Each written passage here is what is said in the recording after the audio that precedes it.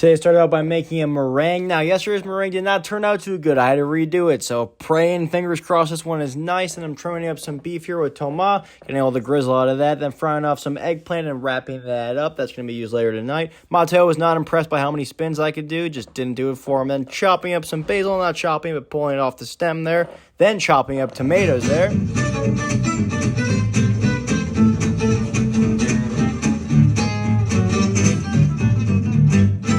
Cool band, also very cool menu item. We have a char potato with some terramite, some fish eggs on top. Then service started, plating up some cheeses, plating up some desserts. Nothing new here. Some cool tartare with a little oyster in there, and then some foam. And it was a busy night. The house was packed. Look at all those dishes there that Tomas bumping out. Guys, I know it's time to clean up and shut her down, and we'll see you back tomorrow. Oui.